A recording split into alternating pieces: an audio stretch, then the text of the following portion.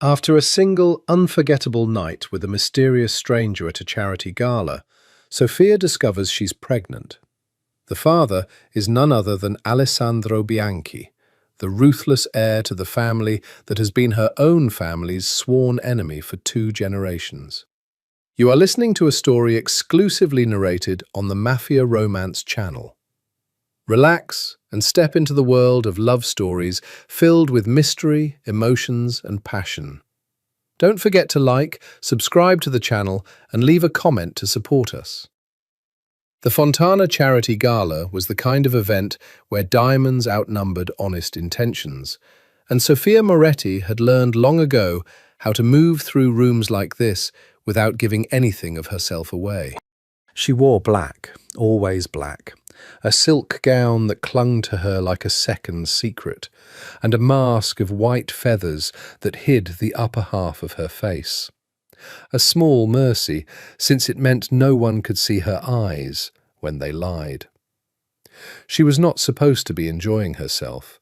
Her father had made that clear before she'd even stepped out of the car.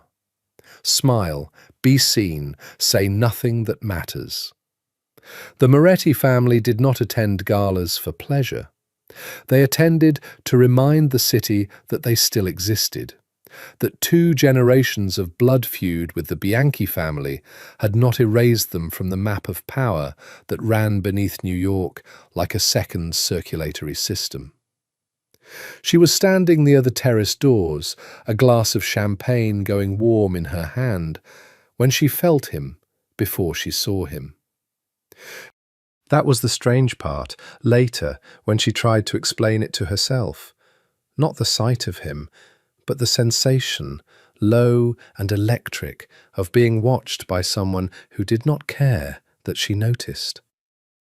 She turned, and there he was. He wore no mask. That was his first act of defiance, though she didn't know it yet. A man choosing to be recognized in a room full of people hiding. He was tall, dark-haired, dressed in a black suit that had clearly been cut for exactly the shape of him, and his eyes, when they found hers, were the colour of a storm that hadn't decided yet whether it would break. "You're the only person in this room not pretending to be having a good time," he said. His voice was low, unhurried, the kind of voice that assumed it would be listened to. "Maybe I'm an excellent actress." "You're not," he said. "You're bored and a little angry. It's in your shoulders." She should have walked away. Every instinct her father had drilled into her, trust no one at these events, especially no one who looks at you like he already knows your secrets, told her to put 10 feet of marble floor between them. Instead, she found herself asking, "And what gives you the right to read my shoulders?" "Practice," he said, and something in the corner of his mouth almost became a smile. "Dance with me." "I don't know you." "Good," he said. "Then there's nothing to ruin it." She would think later that this was the moment she should have recognized the danger. Not in his face, which was unreadable, but in the ease with which he made not knowing sound like an invitation instead of a warning. But the champagne was doing its slow work in her blood, and the music had shifted into something with a heartbeat, and she let him take her hand. He danced like a man who had never once in his life worried about being led. His palm was warm against the small of her back, steady, proprietary, in a way that should have offended her, and instead made something low in her stomach tighten with a feeling she refused to name. They didn't speak for the length of the song. She watched his throat, the line of his jaw, the small white scar above his left eyebrow that suggested a life that hadn't always been spent in ballrooms. "You're not going to tell me your name?" she said, finally. "Would it matter?" "It might." "Then no," he said. "Not tonight.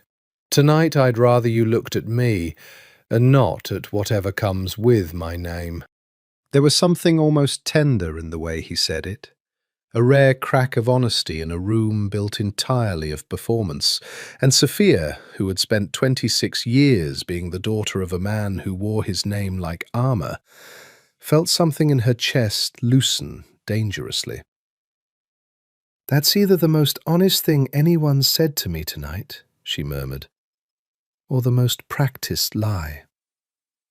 "Maybe both," he admitted. "Does it matter, if it's the truth in this moment?" She should have laughed it off.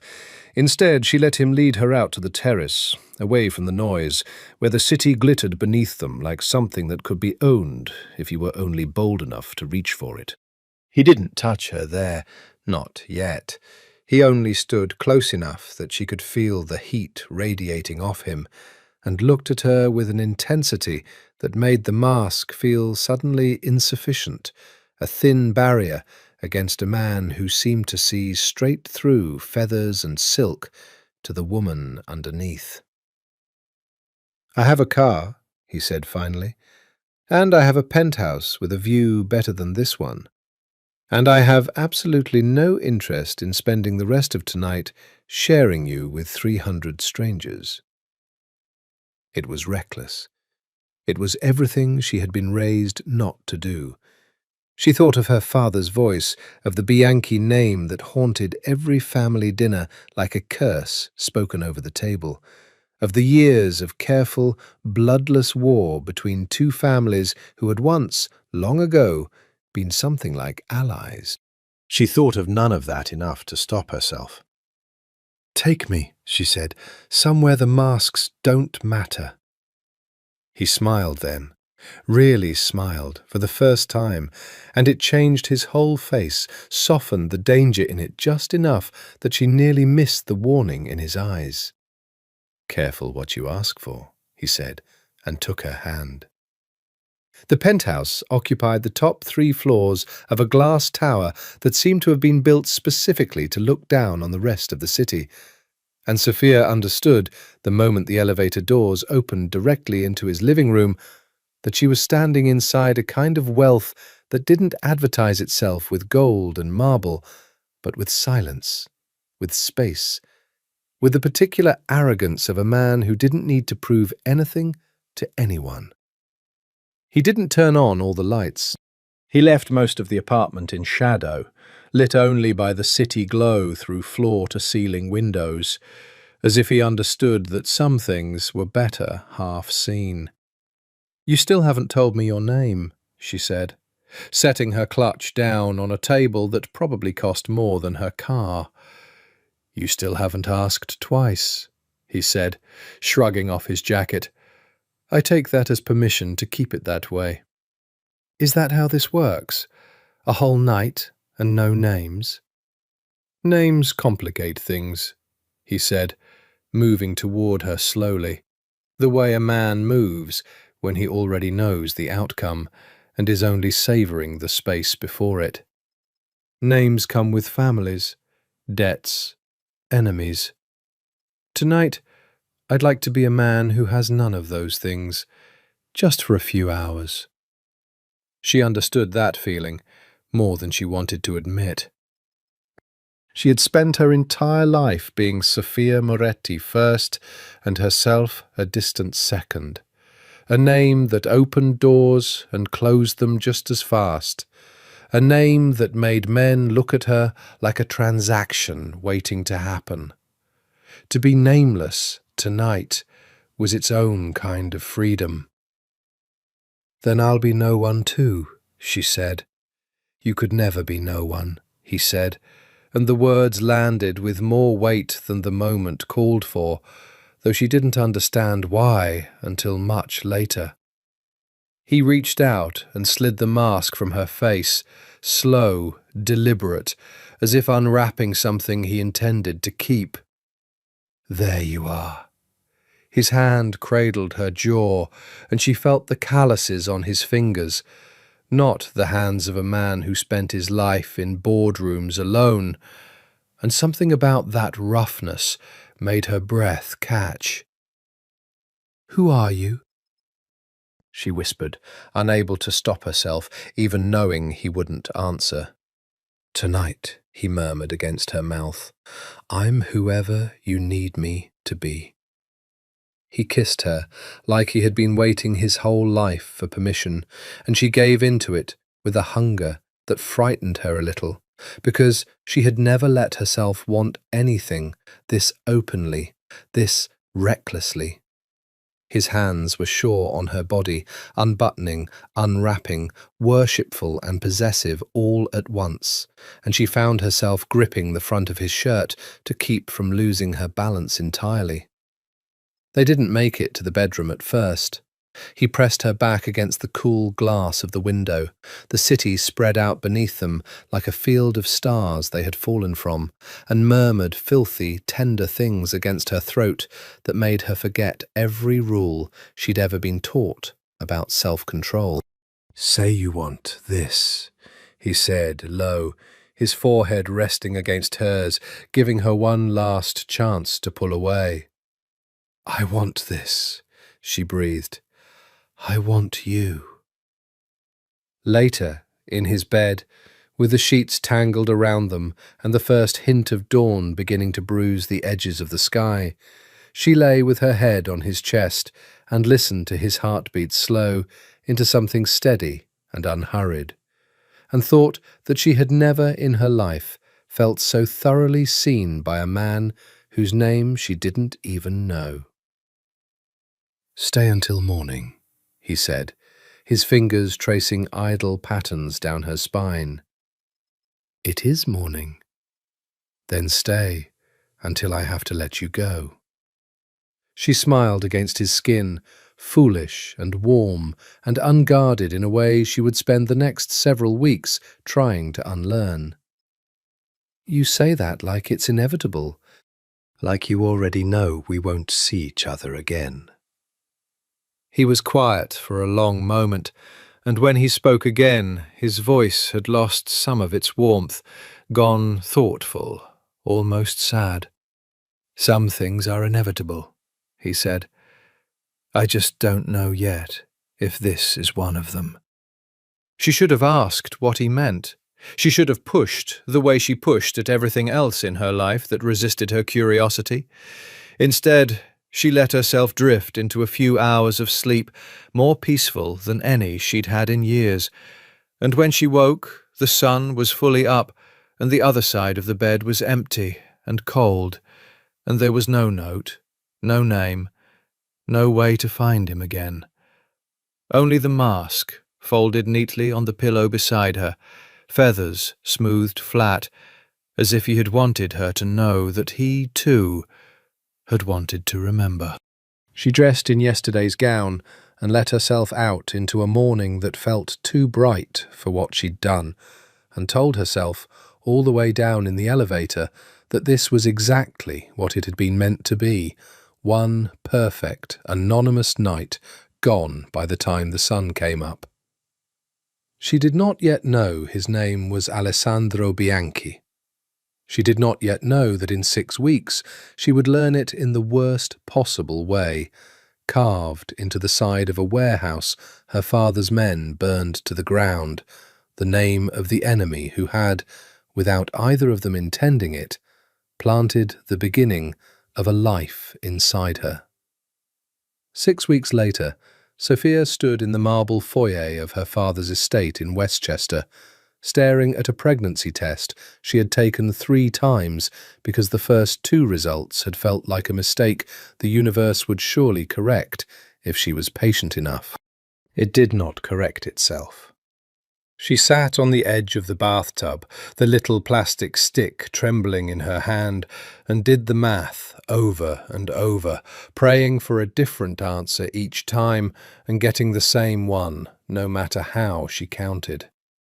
There had been no one else, not in months, which meant the father of the child growing inside her was a man whose name she had never learned, whose face she remembered with a clarity that frightened her, whose hands she could still feel sometimes at 3 in the morning when the house was silent and her guilt had nowhere else to go.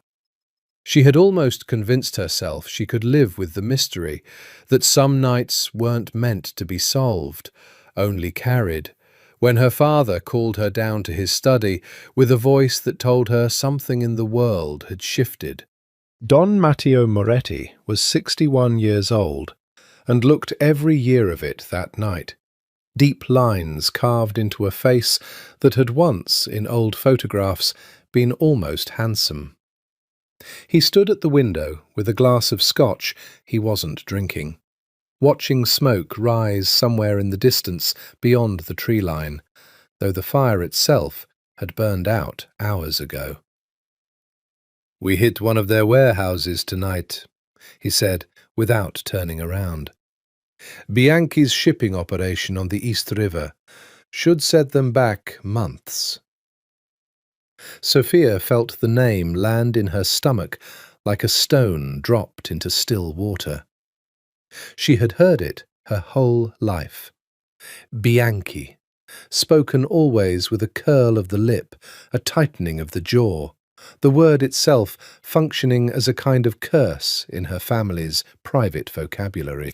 2 generations of blood, betrayal, and territory drawn and redrawn in the aftermath of a war that had started before she was born and that no one alive could fully explain anymore, except to say that a Bianchi had once killed a Moretti, and a Moretti had once killed a Bianchi, and the ledger of debts had simply never been allowed to close.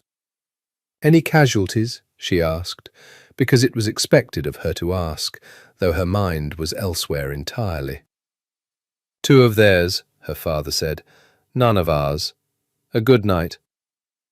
He finally turned, and his eyes, sharp, assessing, the same eyes that had taught her to read a room before she could read a book, settled on her with the particular attention he reserved for matters of family business. "You look pale." "I'm tired," she said. "The gala circuit is exhausting." "You'll rest when we've won," he said, which was what he always said, as though winning were a finish line instead of a horizon that kept retreating no matter how far they ran toward it. Speaking of which, Alessandro Bianchi was seen at the Fontana Gala 6 weeks ago. My sources say he left with a woman. No mask, if you can believe the arrogance of it, wanted to be seen. The room seemed to tilt slightly, though nothing in it had moved. "Alessandro Bianchi," she repeated, testing the shape of the name in her mouth, feeling it settle into place beside the memory of a man who had refused to give her his name and had instead given her everything else: his hands, his mouth, the low murmur of his voice in the dark, a night that had felt like the only honest thing in her carefully performed life. No mask, tall, dark hair, a storm-coloured gaze that had looked at her like she was the only real thing in a room built of glass and lies. Her father misread her stillness as disgust. "I know," he said, mistaking her silence for solidarity. "The man has no shame. Word is he's taken over most of his father's operations now. Cold as ice, they say, doesn't blink when he gives an order. 28 years old, and already more dangerous than his father ever was." He shook his head. "If I ever find the woman foolish enough to have shared his bed, I'd tell her to pray she never crosses paths with him again. A man like that doesn't love. He collects." Sophia said nothing. She excused herself as soon as she could manage it without raising suspicion, climbed the stairs to her room on legs that didn't feel entirely her own, and sat on the edge of her bed with her hand pressed flat against her still flat stomach, staring at the ceiling as the truth assembled itself into a shape she couldn't unsee. The father of her child was Alessandro Bianchi, the son of the family that had spent 2 generations trying to destroy her own. The man her father would kill without hesitation if he ever learned the truth. and the man who, 6 weeks ago, had held her like she mattered more than any war. She pressed both hands over her mouth to keep from making a sound, and let herself cry, finally, for the mess she hadn't known she was making, and for the child who had not asked to be born into the middle of it. Alessandro Bianchi did not believe in ghosts, but he had spent 6 weeks being haunted by a woman whose name he'd never asked for. He told himself it was nothing, a good night, better than most, the kind of encounter a man in his position rarely allowed himself. No bodyguards stationed outside the door, no careful vetting beforehand, just a woman in a feathered mask who had looked at him like he was a person and not an empire. He told himself that was exactly why it had felt the way it did, and exactly why it meant nothing beyond the 4 walls of that one night. He was lying to himself, and he knew it every time he stood at the window of his penthouse and found his eyes drawn to the spot on the glass where he had kissed her, as though the memory had etched itself into the architecture of his life.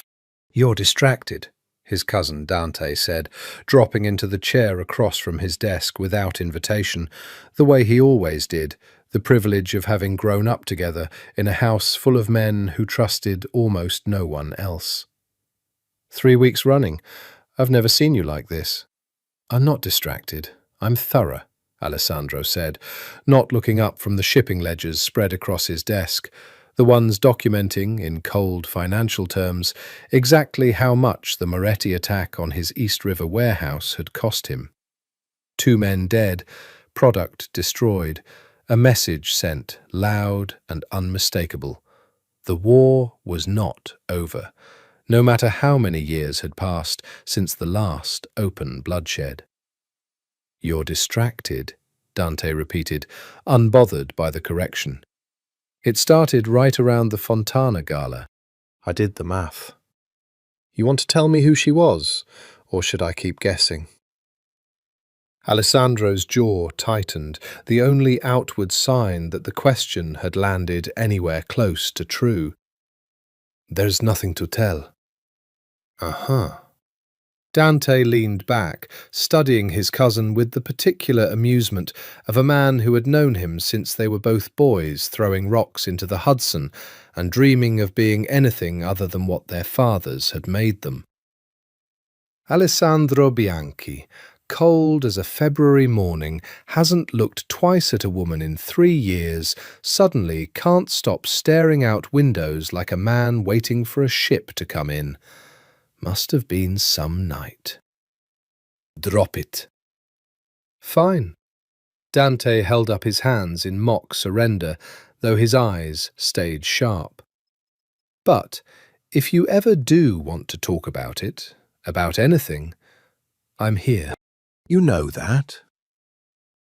Alessandro did know that, and it was, in its way, the only real comfort in a life otherwise defined by suspicion. He had been raised from the age of 12 to understand that the family business was not a business at all, but a war conducted with better tailoring, that every handshake carried the risk of a blade behind it, that the Moretti name was to be spoken with contempt, and the Moretti family destroyed by whatever means necessary, because that was what had been done to his uncle and his grandfather before that, in a cycle of retaliation neither side seemed able or willing to end. He had become, by 28, exactly what that upbringing demanded: precise, unemotional, capable of ordering violence without losing sleep over it, because sleep was a luxury for men who didn't have an empire to protect. His father, Salvatore Bianchi, had stepped back from daily operations 2 years ago, after a stroke had left him diminished, and Alessandro had absorbed the full weight of the family's business and its enemies without complaint, because complaint was not a language he had been taught. And yet, there had been a woman in a white feathered mask, who had looked at him without an ounce of fear, without the careful calculation he saw in every other face that turned toward him. And for one night he had been, simply, a man. Not an heir, not a weapon, not the next name on someone's list of grievances. He had wanted, badly, to know her name. He had wanted it so badly that he had deliberately not asked, because some part of him had understood, even then, that if he learned who she was, the night would end the moment he did. He was still turning that thought over when his phone buzzed with a message from his father's oldest advisor, Enzo, requesting an urgent meeting regarding family matters requiring discretion. Alessandro closed the ledger, rubbed a hand over his tired eyes, and told himself one more time that the woman from the gala was a closed chapter. He did not yet know that in 3 weeks she would walk back into his life, carrying a secret that would reopen every wound the two families had ever inflicted on each other, and that this time there would be no walking away from what they'd started. Sofia spent 3 days deciding whether Alessandro Bianchi deserved to know he was going to be a father, and every argument she constructed against telling him collapsed under the weight of one simple, stubborn fact. It was true, and truth had a way of surfacing no matter how deep you buried it. She could not tell her father. That much was certain beyond any doubt. Matteo Moretti would not see a grandchild in her belly. He would see a Bianchi, an infiltration, a wound in the family's carefully guarded bloodline. And Sofia was not naive enough to believe he would react with anything but fury. Fury directed first at her, and then, with far more lethal intention, at the man responsible. She thought about disappearing. She had money of her own, a small trust from her late mother that her father didn't fully control. Enough to vanish somewhere quiet and raise a child alone, far from warehouses and warlords and names spoken like curses. She turned the idea over for an entire sleepless night, and found she couldn't make herself believe in it. A child deserved more than a mother running scared, and some small, treacherous part of her, the part that still remembered the weight of his hand at the small of her back, wanted Alessandro Bianchi to know. Not because she expected him to love her, she wasn't foolish enough for that fantasy, but because she remembered a version of him for one night who had looked at her like the rest of the world had stopped existing, and she owed it to the child growing inside her to at least give the truth a chance before she buried it. Finding him was easier than she expected, and harder than she wanted.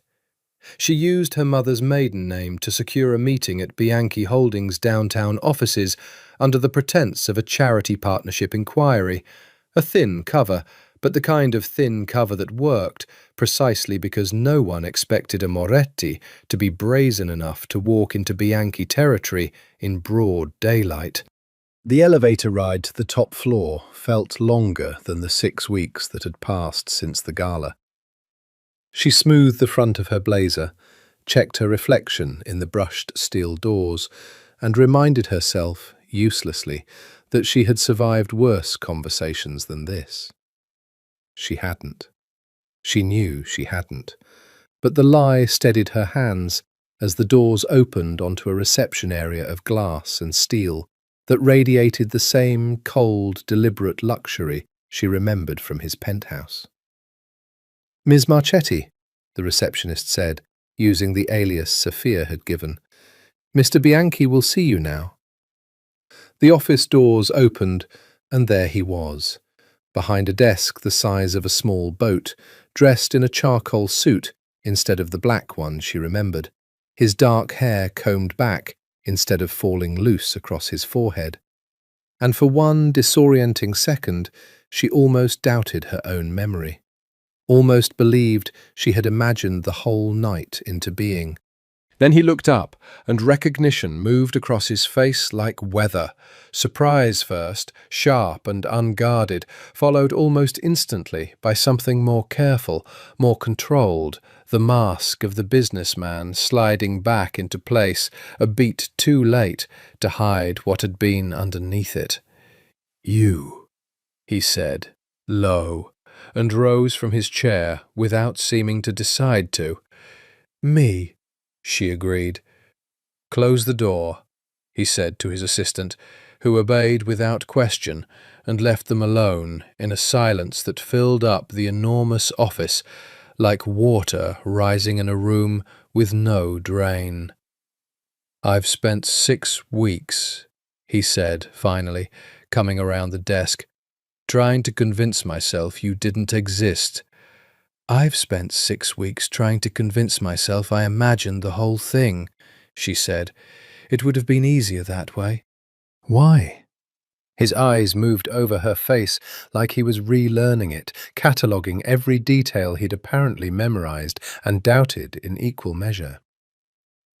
Why would it have been easier? Sophia felt the words gather in her throat, heavy and irreversible, and understood that there was no version of the next 30 seconds that didn't change both their lives permanently. "Because," she said, "I know your name now, Alessandro Bianchi, and you're about to learn mine.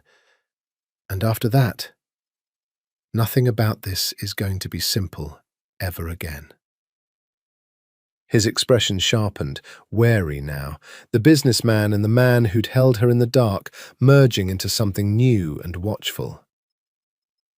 "Who are you?"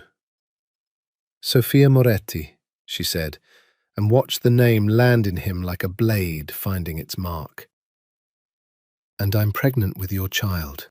For a long moment, Alessandro Bianchi said nothing at all.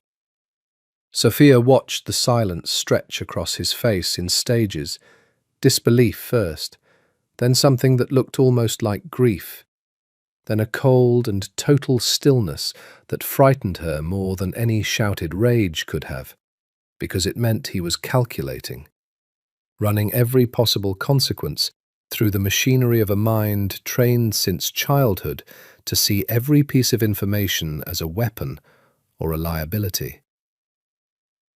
"Say that again," he said finally, his voice stripped of all warmth. "Sofia Moretti," she repeated, holding his gaze though every instinct told her to look away. "Daughter of Matteo Moretti. And yes, I'm certain, and yes, it's yours." "You're certain," he repeated flatly, "of both things." "I'm not here to convince you of my honesty, Alessandra. I'm here because you deserved to know, and because I refuse to spend the rest of my life lying to a child about who its father is." Her voice shook slightly on the last word, and she hated herself for the weakness, even as she refused to apologize for it. "You can believe me or not. That's your choice. But I'm not asking you for anything. I didn't come here for money or protection or a place in your family. I came because it was the right thing to do. And I wanted to do it once, in this life, before everything else takes over." Something shifted in his face, not softening exactly, but a recalibration, as though he had expected an ambush and found instead a woman standing unarmed in the middle of the room she'd walked into. He moved to the window, put his back to her, and she watched the tension gather in his shoulders like a storm building offshore. "Do you understand what you've just told me?" he said without turning. "A Moretti, pregnant, with a Bianchi's child. If your father learns of this before I decide what to do about it, he will kill you himself before he lets that child be born a threat to his bloodline's purity. And if my father learns of it, he will see only one thing, An opportunity to finally end the Moretti line, using a child as leverage, or worse. "I know," she said quietly. "I've thought about little else for 3 days." He turned back to face her, and for the first time since she'd walked in, she saw something in his eyes that resembled the man from the gala. Not the calculating Heir, but the man who had traced idle patterns on her spine at 4 in the morning and told her with something like wonder that she could never be no one.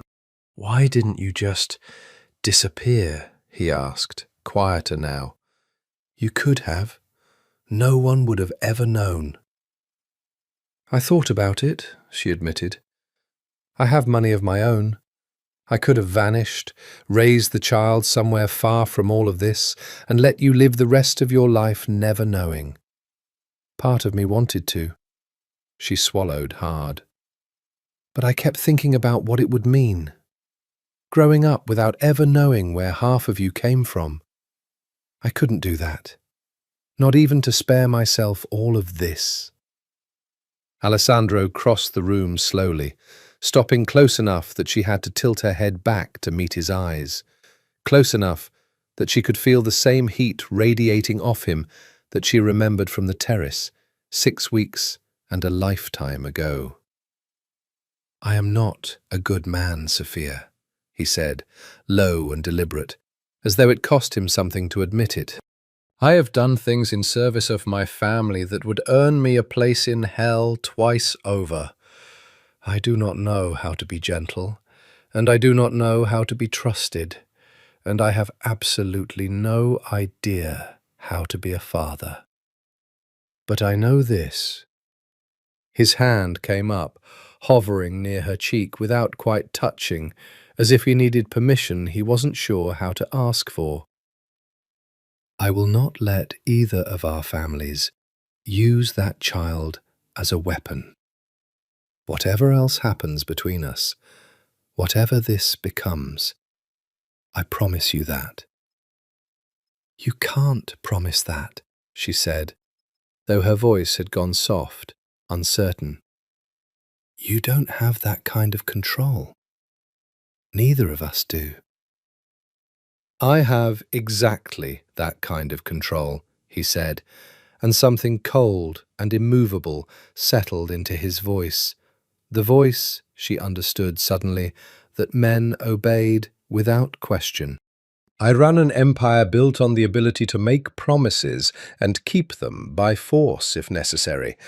I am telling you, that child will be protected, and so will you.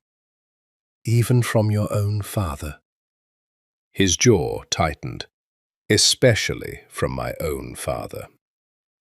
The weight of that promise settled over the room like a held breath, and Sophia found herself believing him, even as every rational instinct screamed that she shouldn't, that a Bianchi's promise to a Moretti was, by definition, worth nothing at all, a paper treaty in a war built on broken ones. But she had seen his face when she'd said the word pregnant, had watched grief and fury and something achingly protective move through him in the space of a single breath. And she understood, with the sinking clarity of a woman falling for exactly the wrong man, that this was no longer a story about 2 enemy families. It was a story about a child who had not asked to be born into a war, and 2 people who were about to risk everything to keep that child out of it. Enzo Ricci had served the Bianchi family for 31 years, long enough to have carried Alessandro on his shoulders as a boy, and long enough now to be the only man in the organization who could walk into Alessandro's office unannounced without risking his life for the presumption. He did so on the afternoon following Sophia's visit, closing the door behind him with the particular quiet of a man who already suspected what he would find. "Tell me it isn't true," Enzo said, without preamble. Alessandro did not look up from the window, where he had been standing for the better part of an hour, watching the city below without seeing any of it. Which part? Any of it. The woman in the lobby yesterday. My man on the front desk said her name was Marchetti, but he also said she left in a car registered to the Moretti estate. Enzo's voice, usually gravel-soft with age and loyalty, sharpened into something closer to alarm. Tell me you didn't sleep with a Moretti. I didn't know who she was, Alessandro said. Not that night. And now? Now I know everything, Alessandro said, and finally turned, and whatever Enzo saw in his face made the old man's shoulders sag with the particular grief of a person watching a disaster he cannot stop. Alessandro. Enzo said his name the way he had when Alessandro was 9 years old and had tried to sneak out to follow his father on a job he was too young to understand. Whatever this is, whatever you're thinking of doing, you need to understand what's at stake. If Matteo Moretti finds out his daughter is carrying a Bianchi child, he will not hesitate. He will kill her before he lets that baby be born, because to him that child isn't a grandchild. It's an act of war against his own bloodline. And if your father finds out first— I know what my father will do, Alessandro said, quiet and lethal. He'll try to use the child as a hostage against Moretti, force a surrender through blood he considers half his own. I know exactly what both of them will do, Enzo. That's precisely why neither of them is going to find out until I've built a wall around her that neither family can breach. You can't hide a pregnant woman from two of the most powerful crime families in this city forever. I don't need forever, Alessandro said. I need enough time to end this war permanently, so there's nothing left to hide her from. Enzo stared at him for a long moment, and Alessandro watched something shift in the old man's face. Not agreement, not yet, but a kind of resigned recognition. The look of a man who had spent 3 decades watching a boy become exactly the kind of leader who didn't ask permission before deciding to burn down the rules he'd inherited.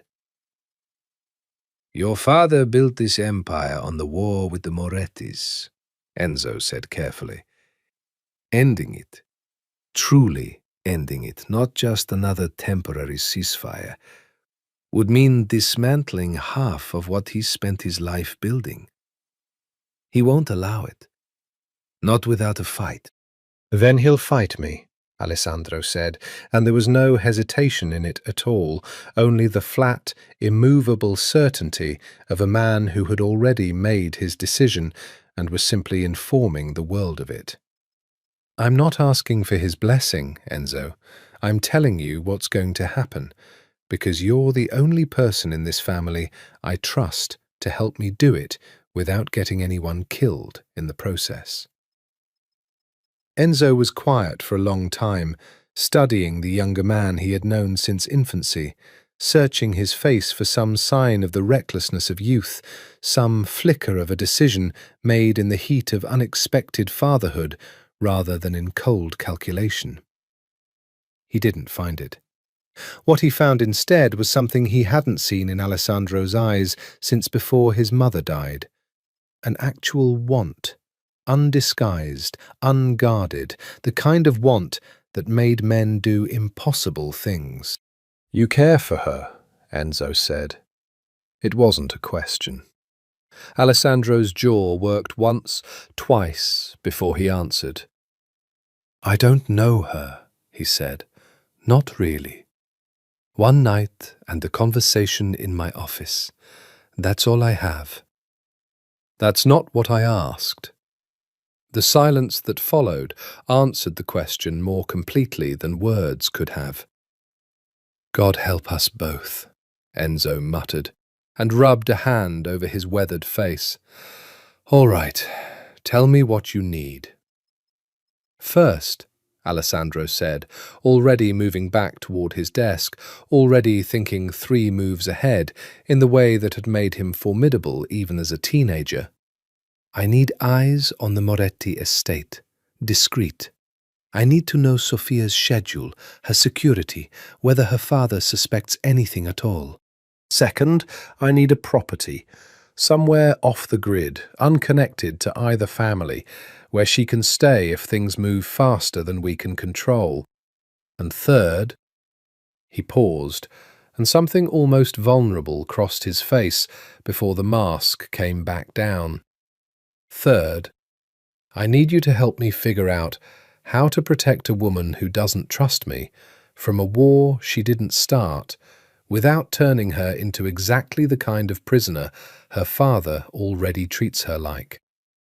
Enzo studied him for a long moment, then nodded slowly. I'll make the calls, he said. But Alessandro, if this goes the way I think it might, you're not just risking your life. You're risking everything your family has built for 2 generations. Then it's a good thing, Alessandro said with the ghost of a humorless smile, that I've never much cared what my family built. I only care what I build next. Sophia noticed the black sedan on the 3rd day.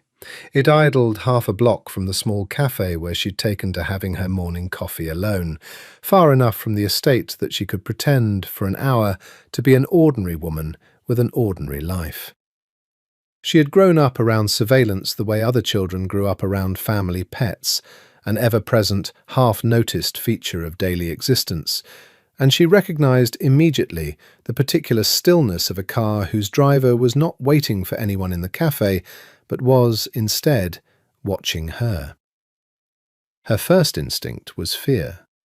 Her second, sharper instinct, arriving almost as quickly, was a kind of resigned certainty about whose men they were. She paid for her coffee, left through the side door, and doubled back through an alley she'd used as a shortcut since childhood, coming up behind the sedan close enough to rap her knuckles against the driver's window before he had time to react.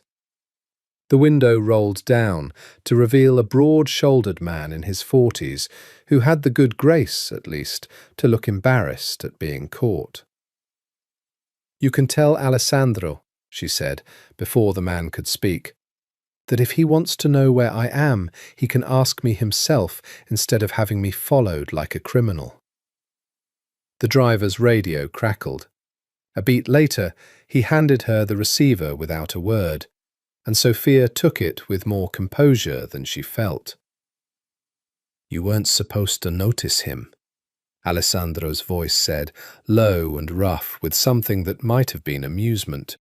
I notice everything, Sophia said. It's the only skill my father ever actually bothered to teach me. I'm not trying to control you, Alessandro said, and the humour drained out of his voice, replaced by something more careful. I'm trying to keep you alive. There's a difference, even if it doesn't always look like one from where you're standing. It looks exactly like the same thing from where I'm standing, she said. My whole life, men have decided what's best for me and called it protection. I don't need another one. There was a pause on the line, long enough that she thought he might have hung up, and then, have dinner with me tonight. Not a car outside a cafe, not a driver relaying messages, just you and me. And I'll tell you everything I'm doing and why. And you can decide for yourself whether it's protection or control. She should have said no. She had a dozen good reasons ready on her tongue, chief among them the fact that every hour she spent near Alessandro Bianchi was an hour that brought her closer to her father discovering the truth in the worst possible way. But there was something in his voice, an openness she hadn't expected, a willingness to be questioned that didn't match the reputation her father had painted of a man who never blinked when giving an order, that made her hesitate. Where? She said finally, and heard him exhale, some tension leaving his voice. I'll send the address, he said. Come alone, no sedans, no drivers, just you. That evening, she found herself standing in front of a townhouse in a quiet, unremarkable neighbourhood in Brooklyn, Nothing like the glass tower where she'd first learned his name, nothing like the marble estate where she'd been raised. The door opened before she could knock, and Alessandro stood there in a simple grey sweater, sleeves pushed up, looking younger and less armoured than she had ever seen him. "This isn't what I expected," she admitted, stepping inside to find a modest, warmly lit home.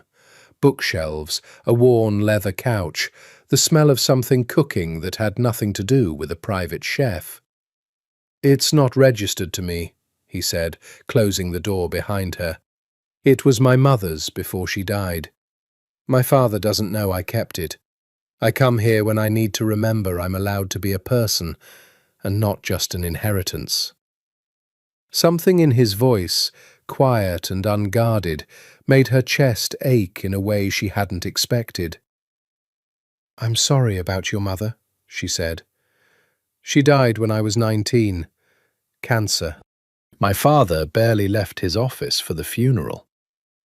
He led her toward the small kitchen, where a pot simmered on the stove, and the domesticity of it, Alessandro Bianchi, feared heir to an empire of violence, standing at a stove stirring sauce, struck her as almost surreal. "I learned to cook from her. It's the only thing I do that has nothing to do with the family business." "Why show me this?" Sophia asked. "The real you, the house no one knows about." He looked at her for a long moment, something raw and unguarded moving behind his eyes. "Because you deserve to know who you're actually dealing with," he said. "Not the man my enemies fear. Not the man your father warned you about. Just this. Whatever this is." She felt something dangerous shift inside her chest. Some careful wall she'd spent 6 weeks reinforcing, beginning, quietly, to crack. "That's a dangerous thing to show a Moretti," she said softly. "Maybe," he agreed, turning back to the stove, "but I'm starting to think you're worth the danger." They fell over the following weeks into something neither of them had a name for. It was not a courtship in any traditional sense. There were no public dates, no flowers sent to an office where curious eyes might ask questions, no dinners at restaurants where either of their names might be recognized. Instead, there was the townhouse in Brooklyn, and stolen hours arranged through a rotating cast of untraceable numbers, and a growing, terrifying tenderness that neither of them seemed able to stop, no matter how many times they reminded each other of all the reasons they should. "You're doing the thing again," Alessandro said one evening, watching her from across the kitchen island as she absently pressed a hand to her still barely there stomach, a gesture that had become unconscious in the weeks since she'd told him. "What thing?" "Disappearing into your head. You do it every time you think about your father." He came around the island, close enough that she could smell the faint cedar of his cologne, close enough that her pulse did the traitorous thing it always did in his proximity. "Talk to me." "I keep thinking about the day he finds out," she admitted. "Not if. When. I've watched that man plan the destruction of enemies my whole life, Alessandro. I know exactly what he's capable of, and I can't stop imagining what he'll do when he learns his own daughter is carrying the enemy's child." "He won't touch you," Alessandro said, low and immovable. "I've told you that, and I meant it." "You can't promise that from a townhouse in Brooklyn," she said, some of her old sharpness returning. "You can't promise that from anywhere. My father has killed men for less than this. Do you understand that? Not ordered killed. Killed himself with his own hands because he believes some sins are too personal to delegate." "I understand exactly what your father is capable of," Alessandro said, and something dark moved behind his eyes, an old grief surfacing. My uncle Marco died by Matteo Moretti's own hand 11 years ago. I was 17. I watched my father collapse at the funeral in a way I'd never seen before or since. So don't mistake my calm for naivety, Sophia. I know precisely who I'm protecting you from. That's exactly why I intend to win. The weight of that history settled between them, a reminder, even in the softest moments, of the blood that ran beneath everything they were building. And yet, Sophia found, to her own quiet astonishment, that she wasn't afraid of him. Not anymore. She had watched him over these weeks be patient in ways her father had never once been patient, gentle in ways she had assumed the Bianchi name made impossible. He asked about her mother, who had died when Sophia was 14, and listened without interrupting as she described a woman who had loved gardening and old films and had taught her daughter to read tarot cards in secret, away from her husband's disapproving eye. He remembered the smallest details, that she took her coffee with too much sugar, that she hated the sound of her own laugh and tried to suppress it, that she flinched, almost imperceptibly, whenever a door slammed too hard, an old reflex from a childhood spent flinching at her father's temper. "You notice everything," she said one night, curled against his side on the worn leather couch, his fingers moving idly through her hair in a way that had become, without either of them announcing it, a habit. "I told you," he murmured against her temple. "Practice." "Practice for what?" "Surviving men who don't want to be understood," he said. "I learned young that the only way to stay one step ahead of danger was to see it before it saw you. I just never expected to use that skill, to fall for the daughter of my family's oldest enemy." She lifted her head to look at him, startled by the word he'd used, and watched something flicker across his face. Surprise, maybe, that he'd said it aloud at all. "4," she repeated softly. "That's a big word, Alessandro Bianchi." "I know," he said, and didn't take it back. "I've been trying to find the smaller one for weeks. I can't." She should have been afraid of what that admission meant, the danger it represented, the war it would ignite the moment either family learned the truth. Instead, she felt something in her chest bloom open, warm and terrifying, and she thought, not for the first time, that she had walked into this pregnant and frightened, and had somehow, impossibly, found something that felt like the beginning of a home. "I'm falling too," she admitted, quiet, into the space between them. "God help us both." He kissed her then, slow and unhurried, like a man with nowhere else in the world he needed to be, and for a little while, in that small house that belonged to no family and no war, they let themselves believe it might actually be that simple. The illusion of safety lasted 11 weeks, and it ended on a Tuesday morning with a phone call that made Alessandro's blood run cold. "We have a problem," Enzo said, without any of his usual preamble, and Alessandro knew immediately, from the tightness in the old man's voice, that whatever had happened was worse than anything they'd prepared for. "One of my men on the Moretti surveillance detail was made last night, followed back to a safe house, questioned. He didn't talk. I'd stake my life on his loyalty. But Matteo's people know now that someone's been watching the estate. They don't know why yet. But they will start asking questions, and it won't take long before someone connects the dots to you." Alessandro was already moving, pulling on his jacket, mind racing through contingencies he'd spent weeks building and hoping never to need. "Where's Sophia now?" "At the estate, as far as I know. It's Tuesday. She has her weekly lunch with her father at noon. Get a car to the townhouse, Alessandro said. I need to reach her before that lunch. But he was already too late. Sophia sat across from her father in the estate's formal dining room, the same room she'd eaten in her entire life, surrounded by the same dark wood and heavy silver her mother had once hated and never been allowed to change, and watched Matteo Moretti study her with an expression she had learned over 26 years to fear more than any shouted rage. "You've been different lately," he said, cutting into his veal with unhurried precision. "Softer, distracted. I noticed it weeks ago and told myself it was nothing, a woman's moods.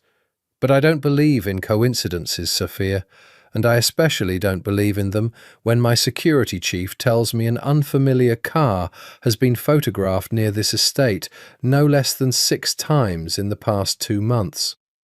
Sophia kept her face carefully still, drawing on every hour of training her father himself had given her, the same lessons in composure he was now, ironically, testing against her. "I don't know anything about a car, Papa." "No?" He set down his fork with deliberate care, the small sound of silver against china somehow louder than a gunshot in the sudden silence. "Then perhaps you can explain why you've been unreachable most evenings for the past 2 months. Why your driver reports drop-offs at locations that don't match any friend or engagement I'm aware of. Why, 3 days ago, you were seen entering a townhouse in Brooklyn registered to a shell company that, when my people dug deeper, traces back, through 4 layers of paperwork designed to hide exactly this, to Bianchi Holdings." The room went very cold. Sophia felt the blood drain from her face despite every ounce of self-control she possessed, and she understood with sick clarity that there was no lie sophisticated enough to survive the evidence her father had already assembled. "Papa." "Don't," he said, and his voice had dropped into a register she had heard directed at enemies, but never, not once in her entire life, at her. "Don't insult me with a lie. I raised you better than that, even if it seems lately that someone has taught you to forget everything I raised you to be." He rose from the table slowly, and the movement itself felt like a verdict being delivered. "Tell me the truth, Sophia, right now. What is your relationship to Alessandro Bianchi?" She could have lied. She could have manufactured some story about reconnaissance, about gathering intelligence for the family under the guise of intimacy. A story her father, given his worldview, might even have believed, might even have praised her for. It would have been easy. It would have been safe. She thought of Alessandro's hands on her stomach that morning, reverent and careful, whispering promises to a child not yet visible to anyone but them. She thought of 11 weeks of stolen evenings, of a man who had shown her a version of himself no one else alive had seen, of a love that had crept up on her so slowly she hadn't noticed it arriving until it had already become the truest thing in her life. She would not build their future on a lie told to protect herself. "I'm carrying his child," she said. The silence that followed was the loudest sound Sophia had ever heard in her life. Her father's face went through a transformation she would remember for the rest of her days. Shock first, pure and total, followed by a fury so absolute it seemed to age him a decade in the space of a single breath, and then, worst of all, a cold and terrible calm that she recognized with dawning horror as the exact expression he wore in the moments before he ordered someone's death. "Get out," he said very quietly. "Get out of my house and pray to whatever God you still believe in that I don't decide before the sun sets tonight that the only way to cleanse this family's bloodline is to make sure that child never draws its first breath. Sophia was 3 blocks from the estate, driving with hands that wouldn't stop shaking when her phone rang with a number she'd memorized despite never saving it, precisely for moments like this. "He knows," she said before Alessandro could speak. "He knows everything, Alessandro. I told him. I couldn't lie to him, not about this. And he told me to get out. He said—" Her voice cracked, the composure she'd maintained through the entire confrontation finally shattering now that she was alone. "He said he might kill the baby before it's even born." He meant it. I've never seen him look at me like that. "Where are you right now?"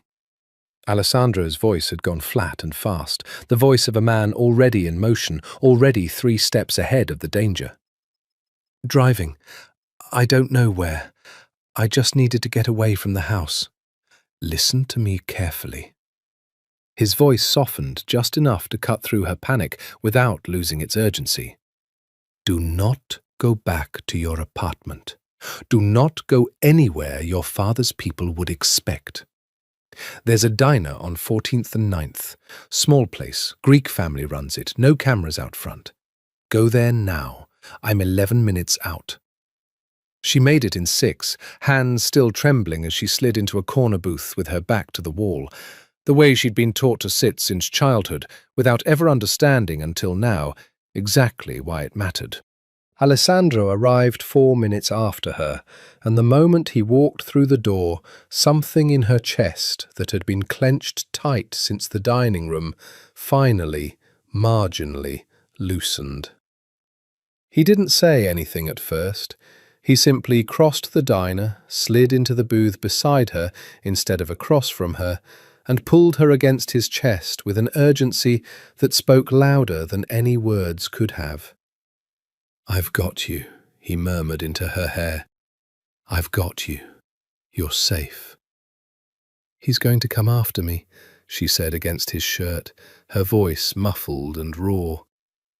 "You don't know him the way I do, Alessandro. When he decides something is a threat to the family, he doesn't hesitate. He won't see a grandchild. He'll see a weapon in enemy hands." "He won't get the chance," Alessandro said, and pulled back just enough to look at her, his eyes hard and certain, in a way that steadied her despite everything. "I've had a location prepared for months, in case something like this happened. A property upstate, registered to no one connected to either family, bought through 6 shell corporations, staffed by men who answer only to me, off any map your father's people would think to check. You're going there tonight." "And you?" "I'll join you as soon as I've secured things here," he said. "But Sophia, I need you to understand something. Once we do this, once you disappear from your father's reach, there's no quiet way back. He'll know exactly who took you. It will be an act of war he cannot ignore, not without losing face in front of every family that respects him. Are you prepared for that? Because there's no undoing it once it's done." Sophia thought of the coldness in her father's eyes, the terrible calm of a man deciding whether his own grandchild deserved to live, and felt any hesitation dissolve into something harder and more certain than fear. "He already declared war the moment he threatened my child," she said. "I'm not choosing a side today, Alessandro. I chose it 11 weeks ago, the first night I let myself fall for you instead of running." Something fierce and tender moved across his face, and he kissed her forehead with a gentleness that contrasted violently with the danger gathering around them. "Then let's go," he said, before he has time to think of the same diner I did. They left through the kitchen, out a service door that opened onto an alley where a nondescript black SUV waited with its engine already running, driven by a man Sophia didn't recognize, but whose watchful, professional stillness told her everything she needed to know about his competence. Alessandro helped her into the back seat with a careful hand at the small of her back, the same gesture from the gala months and a lifetime ago, and climbed in beside her, already dialing Enzo, already issuing orders in the low, controlled voice of a man rearranging the pieces of a war he'd been quietly preparing for. Sophia watched the city blur past the window, her hand resting protectively over her stomach, and understood, with a clarity that felt almost peaceful after the chaos of the morning, that there was no going back to the life she'd known. Her father had made his choice in that dining room. Now she would make hers. "Alessandro," she said quietly, as the SUV merged onto the highway heading north. "Promise me something." "Anything." "Promise me that whatever happens next, whatever this war costs us, you won't let it turn you into him." She turned to look at him, searching his face for the answer before he gave it. "I fell for the man who cooks in his dead mother's kitchen, not the man your father raised you to become. Don't let this war take that man away from me." Alessandro's throat worked once, and he reached over to lace his fingers through hers, holding on like she was the only solid thing left in a world coming apart at the seams. "I promise," he said. "Whatever it costs me, I promise." Matteo Moretti did not throw things. He did not shout, did not break furniture in fits of rage the way lesser men allowed themselves the luxury of doing. His fury, when it came, was silent and total, a stillness that settled over him like frost, and it was this silence, worse than any shouted threat, that his lieutenants had learned to fear most in 3 decades of service. He stood at the window of his study for nearly an hour after Sophia's car pulled away from the estate, watching the long driveway with the particular stillness of a man deciding how many lives he was willing to spend on his answer. "Sir," his head of security, Vincenzo, hovered in the doorway, unwilling to enter without invitation, unwilling to leave without instruction. "What are your orders?" "Bring me everything we have on Alessandro Bianchi," Matteo said, without turning. "Every property he owns, every shell company, every man who reports to him, and every weakness those men have. Debts, mistresses, sick mothers, gambling problems. I want to know this man better than he knows himself by morning." "And your daughter?" The question hung in the air, and Vincenzo, who had known Sophia since she was an infant in her mother's arms, who had taught her to ride a bicycle in the estate's long driveway when her father had been too busy with business to bother, watched his employer's shoulders tighten with something that might have been grief buried so deep it had calcified into fury. "My daughter," Matteo said slowly, "made her choice this afternoon. She chose the enemy over her own blood. I raised her better than that. I raised her to understand what this family has survived, what it cost her grandfather and her uncles to keep the Moretti name standing after everything the Bianchis took from us." His voice, when it finally broke from its flat calm, carried decades of grief he had never once allowed himself to show. "Her mother would be ashamed of her." "With respect, sir," Vincenzo said carefully, "her mother would want her daughter safe, whatever else is true." Matteo turned then, and the look on his face silenced whatever else Vincenzo might have said. Her mother is dead, he said, and I am the only thing standing between this family and a Bianchi grandchild being used to erase everything 3 generations of Morettis bled to protect. Do not mistake my grief for weakness, Vincenzo. I have buried a wife and a brother, and more men than I can count defending this family's name. I will not let a moment of foolish infatuation undo all of it. What exactly are you planning to do? Matteo was quiet for a long moment, his eyes returning to the empty driveway, to the space where his daughter's car had disappeared 20 minutes before. I am going to find her, he said finally, and I am going to bring her home, whatever that requires.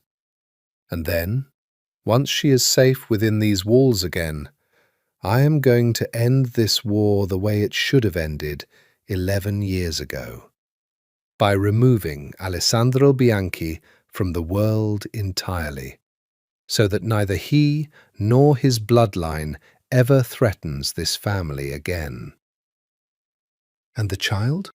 The silence that followed was longer this time, and something in Matteo Moretti's face, some flicker of the man he might have been in another life, a life without generations of blood and vengeance weighing down every decision, moved briefly across his features before disappearing entirely.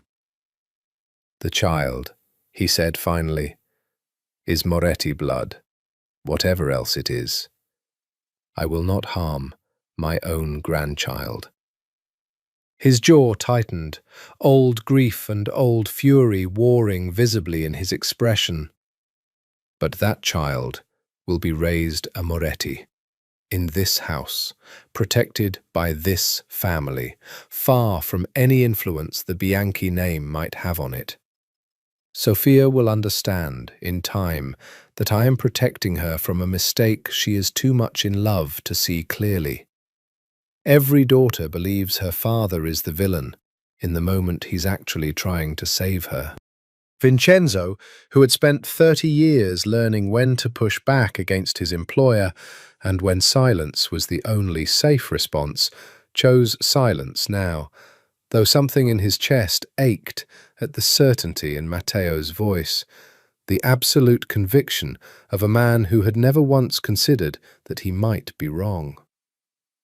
"Assemble the men," Matteo said, turning back to his desk, already reaching for the phone that would set in motion a war neither family could fully control once it began.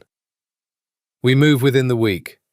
I want Alessandro Bianchi found, and I want my daughter brought home, and I don't particularly care anymore how much blood it costs to make both of those things true."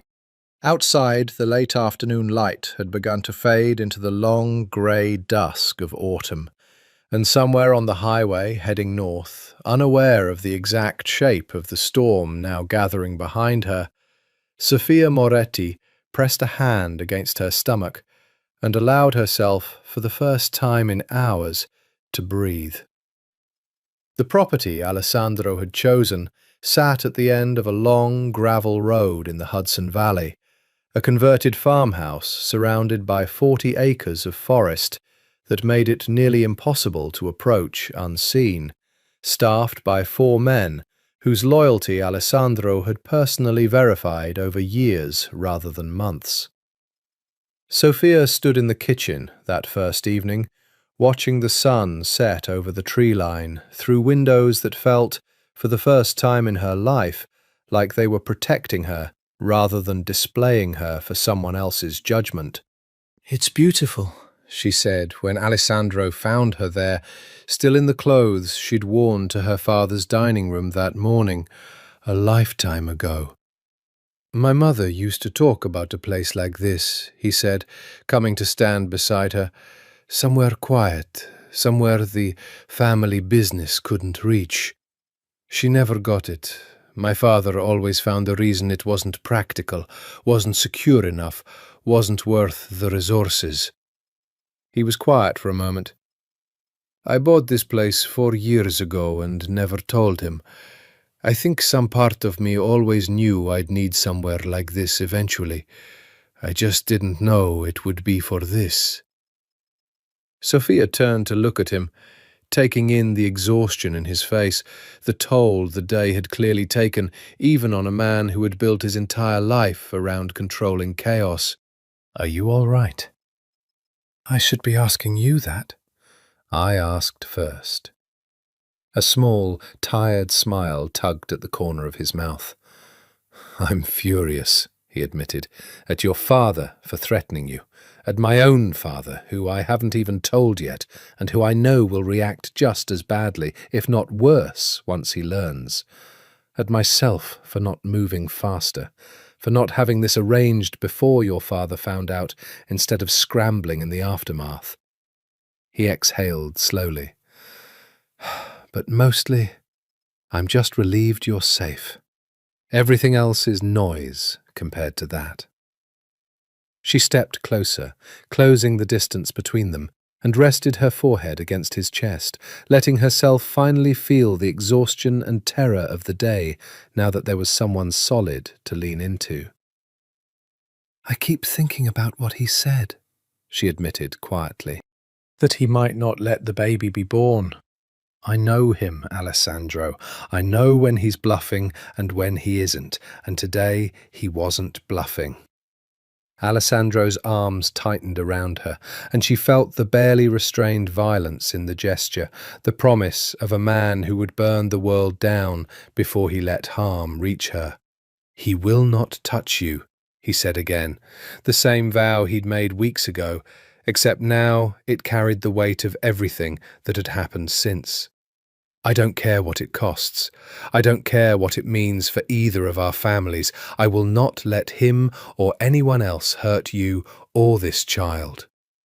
"You keep promising things no one can actually guarantee," she said, though there was no accusation in it now, only a kind of exhausted tenderness. "Then let me show you instead of telling you," he said, and led her upstairs to a bedroom that overlooked the darkening forest, where he undressed her slowly, reverently, as though trying to memorize every inch of her against the possibility that the world might try to take this from them too. They made love that night, with a desperation neither of them named aloud. Not the playful hunger of the gala, not the growing tenderness of the townhouse, but something rawer, something that tasted like both of them silently acknowledging how close they'd come to losing this before it had even fully begun. Afterward, curled against his chest, with his hand resting protectively over the small curve of her stomach, Sophia allowed herself, for the first time since the pregnancy test in her father's bathroom, to imagine a future. Not a fantasy exactly, but something closer to a plan. A life somewhere far from both families' shadows. A child who would grow up without learning to flinch at raised voices, without being taught which fork to use for which enemy, without inheriting a war 2 generations older than either of its parents. "What are you thinking?" Alessandro murmured into her hair. "That I want this to be real," she said. "Not just the safe house, not just tonight. All of it.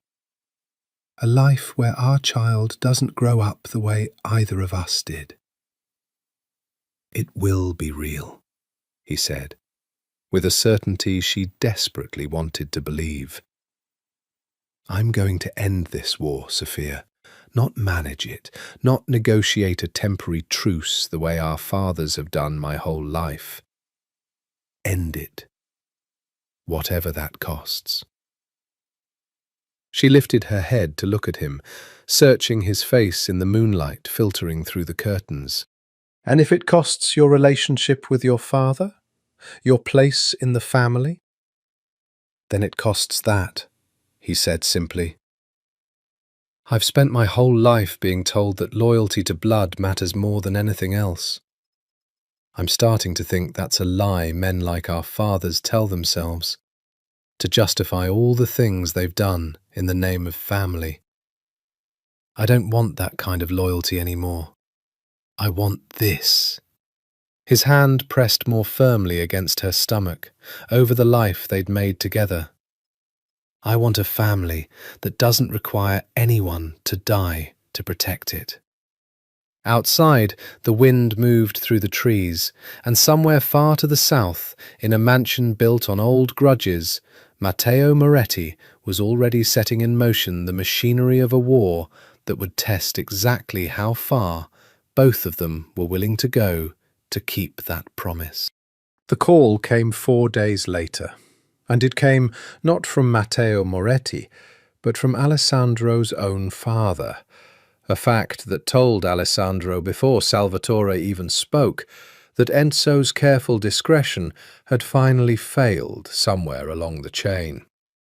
"My office," Salvatore Bianchi said, his voice still carrying traces of the slurred weakness the stroke had left behind, though none of the menace had diminished with it. "Tonight, alone." Alessandro left Sofia at the farmhouse with 2 of his most trusted men and drove into the city with a knot of dread sitting low in his stomach, the particular dread of a man who had spent his entire life anticipating his father's disappointment and had never once found a way to fully brace himself against it. Salvatore's office occupied the ground floor of the family's Upper East Side townhouse, converted after the stroke into a space he could navigate without the stairs that had once defined his domain. He sat behind his desk in a wheelchair he refused to be seen using anywhere else. His once powerful frame diminished, but his eyes, when Alessandro entered, as sharp and cold as they had ever been. "Sit," Salvatore said. "I'll stand." "Sit down, Alessandro." The old man's voice carried a warning that Alessandro, despite everything, still found himself obeying out of 30 years of ingrained deference. "I received an interesting phone call this afternoon, from Matteo Moretti himself, if you can believe it. The first time that man has spoken to me directly in 11 years. He informed me that my son has taken his daughter, that she is pregnant, that he expects me to return her along with whatever child she's carrying, or he will consider it an act of war against his entire family." Alessandro's jaw tightened. "I didn't take her, father. I protected her. Her own father threatened to kill the child rather than let it be born." "I don't particularly care about the details," Salvatore said, his voice flat and cold, in a way that made Alessandro's skin prickle with old childhood fear. "What I care about is that my son, my heir, the man I have spent 28 years shaping into someone capable of protecting this family, has gotten a Moretti pregnant and hidden her from her father like some lovesick fool in a fairy tale. Do you have any idea what you've done? Any idea what this exposes us to?" "I know exactly what I've done," Alessandro said, meeting his father's eyes without flinching, a defiance he had rarely allowed himself in this room. "I've fallen in love with a woman who deserves better than either of our family's war, and I intend to protect her and our child, no matter what it costs." Something dangerous moved across Salvatore's face. Not the rage Alessandro had expected, but something colder, more calculating. "Love," he repeated, with the particular contempt of a man who had buried his own capacity for it decades ago. "You think this is about love? Alessandro, listen to me carefully, because I am only going to explain this once." He leaned forward as far as his diminished body would allow. "That child, a Moretti Bianchi child, is the single most valuable piece of leverage either family has held against the other in 2 generations. If we return the girl and the child to Matteo out of some sentimental gesture, We hand him nothing but a symbol of our weakness. But if we keep her here, under our protection, raise that child within this family." His eyes glittered with an old familiar hunger for advantage. "We hold a blood claim that could finally force Matteo Moretti to kneel. A grandchild he cannot bring himself to destroy, held by the enemy. Do you understand what that means for us?" "She is not a bargaining chip," Alessandro said, low and furious, "and neither is our child. I will not use either of them as leverage against her father, no matter what advantage it might buy this family." "Then you are a fool," Salvatore said, "and a weaker man than I raised you to be." His voice hardened into something absolute. "I am giving you an order, Alessandro. Bring the girl here. She will be protected. She will be cared for. I am not a monster, whatever you think of me. But she and the child will remain under this family's control until this war is settled on our terms. If you refuse—" "If I refuse what?" Alessandro stood, something cold and final settling into his voice. "You'll disown me? Strip my position?" "Father, I have run this family's operations for 2 years while you recovered. The men answer to me now, not to you. You built an empire on fear and blood feuds that have cost this family as much as they've cost the Morettis, and I am done inheriting a war neither of us started. Sophia and our child are not weapons. I will not deliver them to you or to anyone else." Salvatore's face had gone a dangerous shade of red, and for a moment Alessandro feared the confrontation might trigger another stroke, might end this argument in a way neither of them wanted. But the old man mastered himself, breathing slow and deliberate, and when he spoke again, his voice had dropped into something quieter and infinitely more dangerous. "You misunderstand me, Alessandro," he said softly.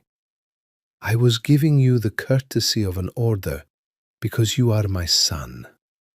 But I did not survive 40 years in this business by relying on courtesy when it fails."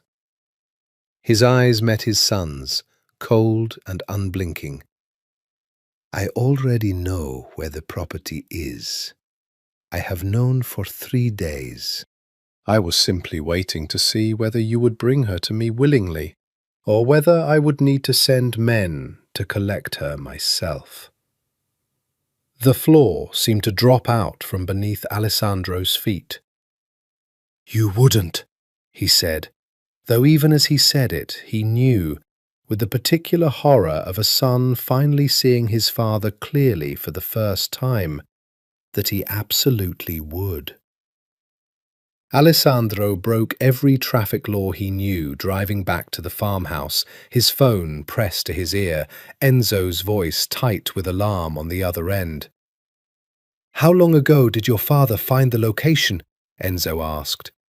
"He said 3 days. I don't know if he's bluffing to provoke a reaction, but I can't afford to assume he is." Alessandro's knuckles were white on the steering wheel, the city lights blurring past as he pushed the car faster than was strictly safe. "Get every man we have moving toward the farmhouse, now. If my father sends anyone before I get there—" "I'm already on it," Enzo said. "But Alessandro, if Salvatore really has known for 3 days and hasn't acted yet, that tells you something.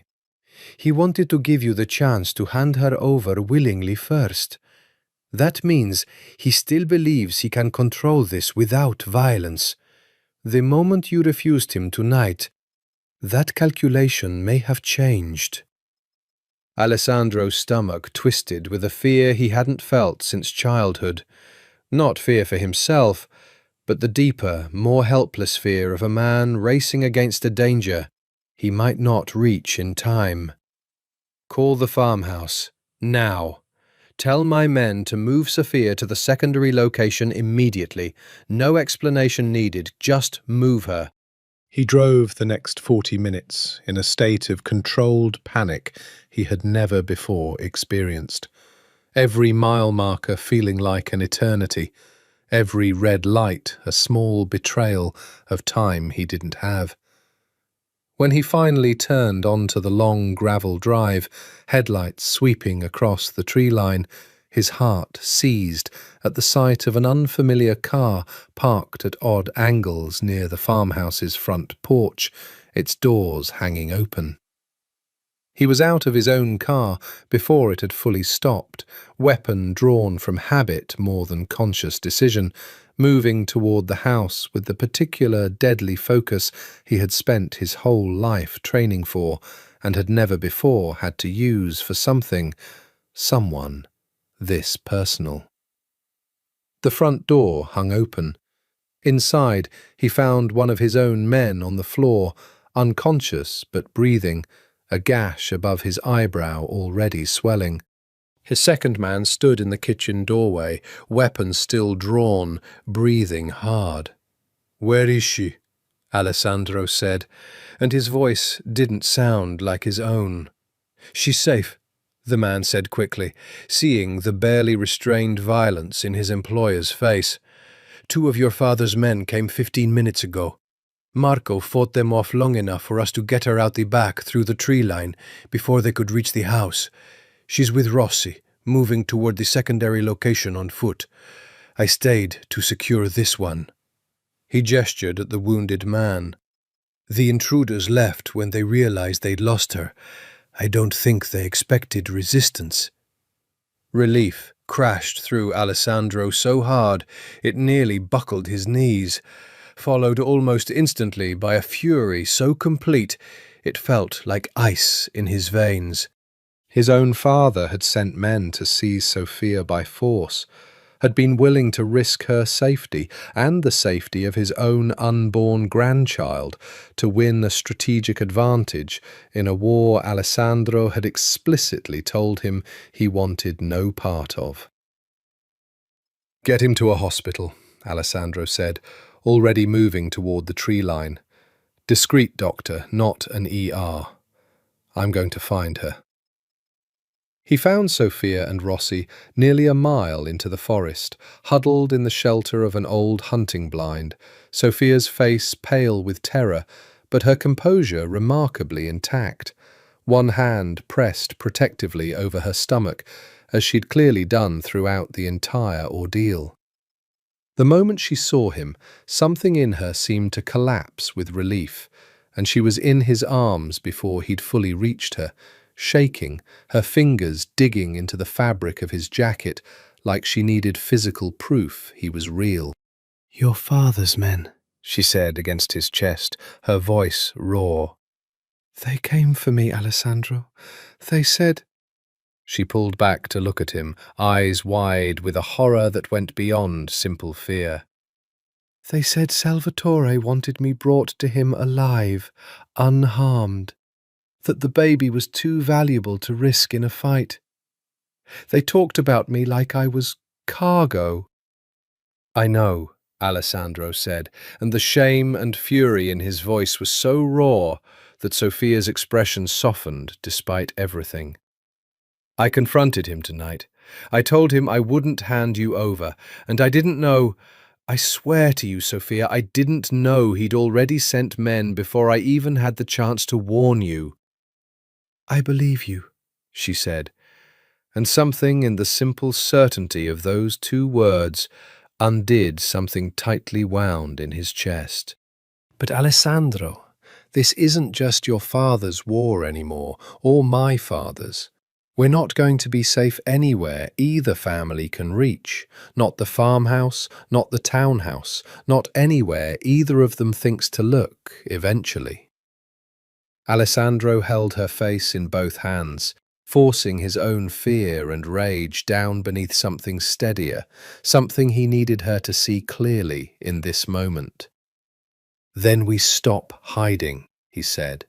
"I'm done running from both of our fathers, Sophia. It's time to end this, not with another safe house, not with another temporary solution.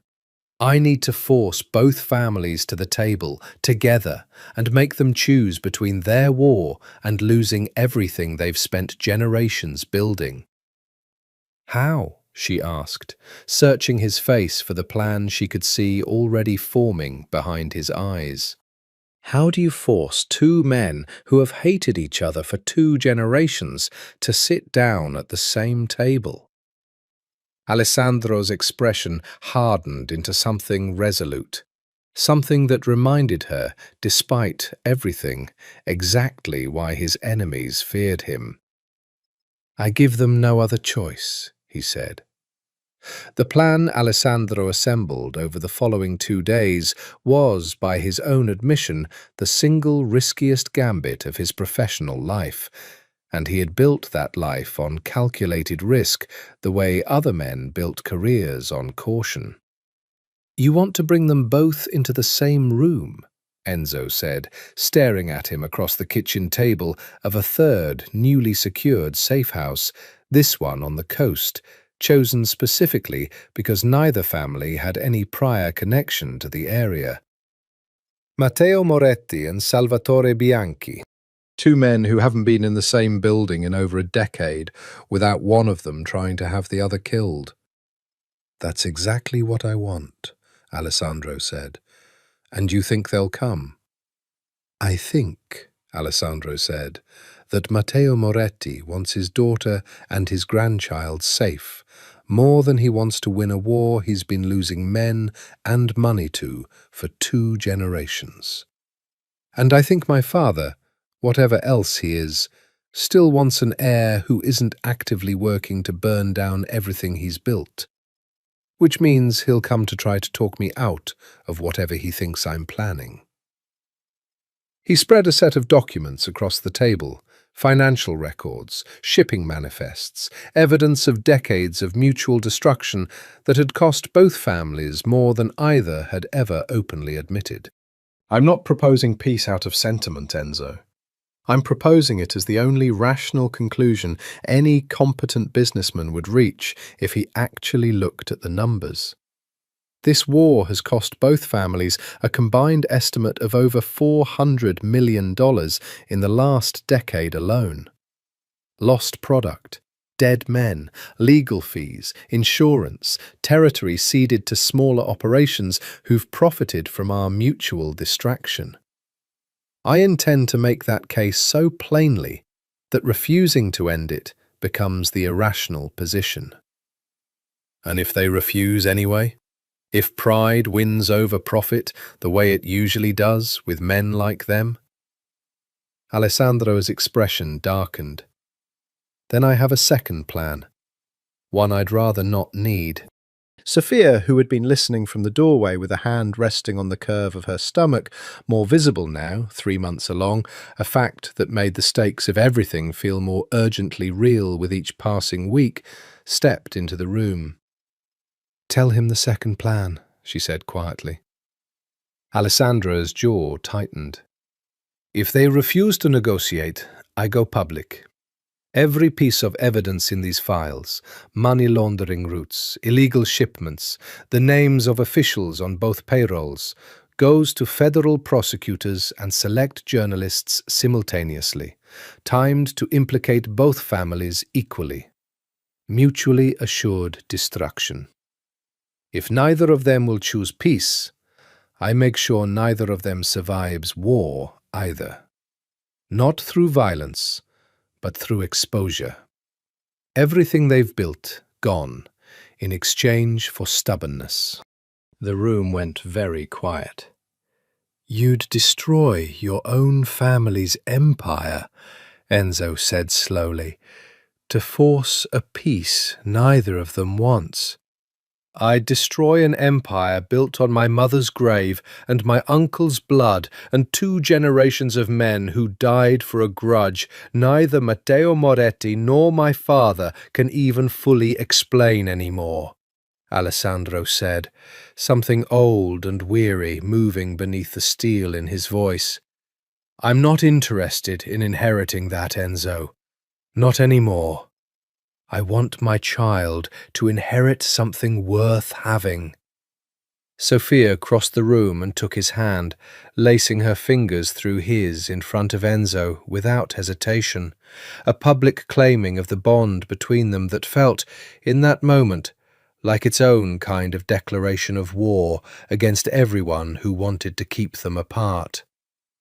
"I'll go with you," she said. "When you present this to them, I want my father to see me stand beside you willingly, not as a hostage, not as leverage, as a woman who chose this." "It's dangerous," Alessandro said. "Both of them in the same room, both of them capable of violence if this goes wrong. I've spent my whole life watching men decide things about my future in rooms I wasn't allowed into," Sophia said, steel entering her own voice now. The same steel Alessandro had first glimpsed at the gala all those months ago, before either of them knew what they were walking into. "I'm not doing that again.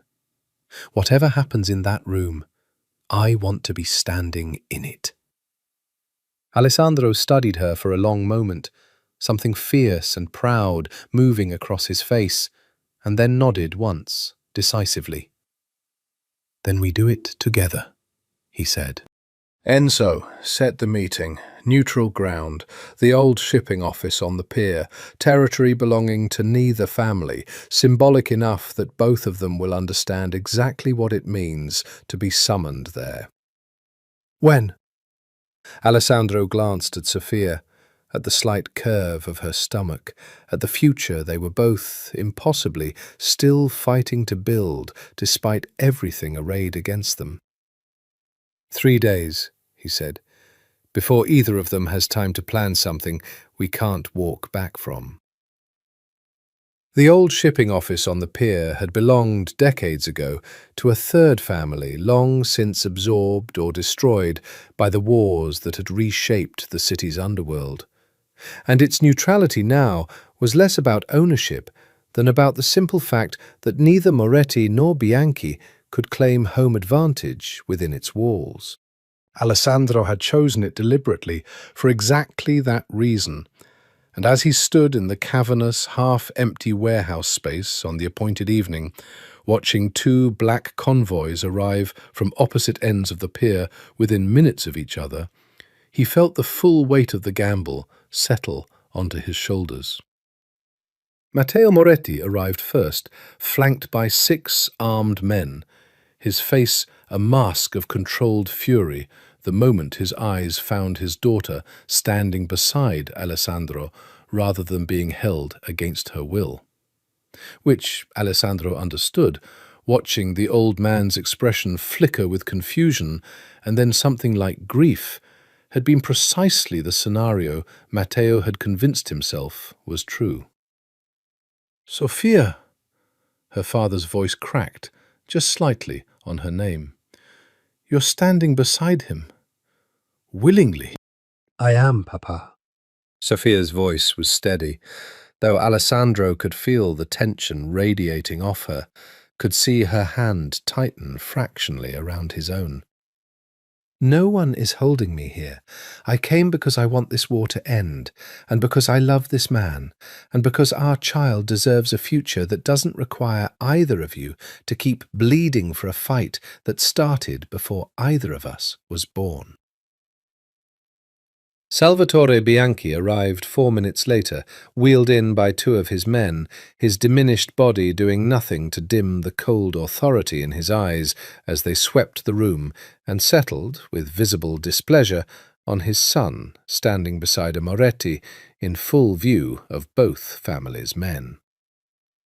"This is either the bravest thing you've ever done," Salvatore said to his son, "or the stupidest. I haven't decided which." "It's neither," Alessandro said, stepping forward into the space between the 2 men who had spent their entire lives trying to destroy each other. "It's simple arithmetic. I've brought documentation for both of you. Financial losses, casualty counts, opportunity costs, spanning the entirety of this war's 2nd generation. I'd like 15 minutes of your attention before either of you decides how tonight ends." What followed was, by Alessandro's own later account, the longest 15 minutes of his life. He laid out, with the same cold precision he brought to every negotiation, the staggering true cost of a war that had, by his calculations, cost both families a combined total exceeding $420 million over the past decade alone. Territory lost to rival organizations who had capitalized on their mutual distraction. Legal exposure accumulated through decades of retaliatory violence that had drawn increasing federal attention to both families, and a body count on both sides that, when tallied together and read aloud in the flat, unemotional cadence of a businessman presenting quarterly losses, seemed to physically age both old men where they stood. "You've turned my life's work into a spreadsheet," Salvatore said when Alessandro finished, his voice tight with something between fury and grudging respect. "I've turned it into what it actually was the whole time," Alessandro said. "A catastrophically unprofitable feud that neither of you has been willing to end because pride matters more to both of you than the empires you claim to be protecting." Matteo, who had remained silent through the entire presentation, finally spoke, his eyes fixed on his daughter rather than on Alessandro. "And what do you propose instead? A truce, sealed by a baby neither family asked for? You expect me to simply forgive 2 generations of blood because my daughter fell in love with the wrong man at the wrong gala? I expect you to choose your daughter and your grandchild over a war that has already cost you more than it's ever given you," Alessandro said. "I'm not asking you to forgive anything, Signor Moretti. I'm asking you to be rational. Your daughter is happy. Your grandchild will be born in 6 months into a family that could either be at war or at peace. You get to choose which. I've laid out in detail exactly what continuing this war will cost both families going forward. And I promise you, gentlemen, I am prepared to ensure those costs materialize whether you agree to peace tonight or not." Something shifted in Matteo's expression. Not surrender, not yet, but the first flicker of a man doing math he didn't want to do, weighing pride against the daughter standing in front of him with her hand pressed protectively over a grandchild he had, despite everything, already begun to think of as his own. "And if I refuse?" Salvatore said, his eyes narrowing at his son. "What exactly is this threat you're prepared to follow through on?" Alessandro reached into his jacket and withdrew a thick folder, setting it on the table between the two patriarchs with the deliberate finality of a man laying down a winning hand. "Everything in this folder goes to federal prosecutors within 72 hours if either of you attempts to harm Sophia, our child, or interferes with our lives going forward. Money laundering routes, officials on both payrolls, every shipment, every account, every name. I've built dossiers on both families equally, gentlemen, because I have no interest in destroying only one side of this war. If it burns together." His voice went very quiet, very final. "I would rather see everything both of you have built turn to ash than let either of you touch what's mine." The silence that followed was absolute, broken only by the distant sound of waves against the pier outside, and Sophia, watching the 2 most powerful men in her life stare at each other across a table stacked with evidence of their own mutual destruction, understood that whatever happened in the next few minutes would determine the entire shape of the future her child would be born into. It was Salvatore who moved first, and not in the way anyone in the room expected. The old man's hand slid, slow and deliberate, toward the inside of his jacket, and one of Matteo's men, younger less disciplined than the veterans flanking his boss, twitchy with the accumulated tension of the entire standoff, misread the gesture as the beginning of an attack and drew his weapon before anyone could stop him. The shot that followed happened so fast that Sophia would spend weeks afterward trying to reconstruct the exact sequence of events, the way memory fractures under sufficient trauma into disconnected fragments that never quite reassemble into a coherent whole. She remembered Alessandro's arm sweeping across her body, shoving her sideways and down with a force that knocked the breath from her lungs. She remembered the deafening crack of gunfire in the enclosed warehouse space, amplified by concrete and steel into something that seemed to physically shake the air. She remembered Matteo Moretti shouting something in Italian, furious and terrified in equal measure, as his men moved to disarm their own overzealous colleague.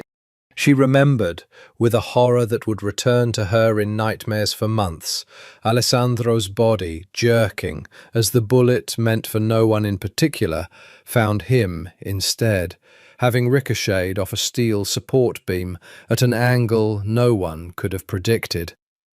"Alessandro!" She was on her knees beside him before she'd consciously decided to move, her hands pressing uselessly against the spreading dark stain blooming across his side, her own protective instincts toward her unborn child momentarily eclipsed entirely by a terror more primal and absolute than anything she had ever experienced. He was conscious, his face gone pale and slick with sweat, but his eyes found hers with a clarity that terrified her more than unconsciousness would have. "I'm all right," he managed, though the words came out strained through gritted teeth. "Sophia, the baby. I'm fine. We're fine. Don't you dare worry about anything except staying awake," she said, her voice breaking despite her best efforts to sound steady, pressing harder against the wound as blood welled between her fingers. "Someone call an ambulance, now!" The warehouse erupted into controlled chaos, Enzo shouting orders, Salvatore's men and Matteo's men incredibly working together for the first time in either family's living memory to secure the perimeter and clear a path for emergency responders. The shared horror of the moment temporarily dissolving decades of enmity into something more urgent and human. Matteo Moretti himself knelt on Alessandro's other side, his face ashen, staring at the man he had spent months wanting dead, now bleeding out on the floor of a neutral warehouse because of his own man's mistake.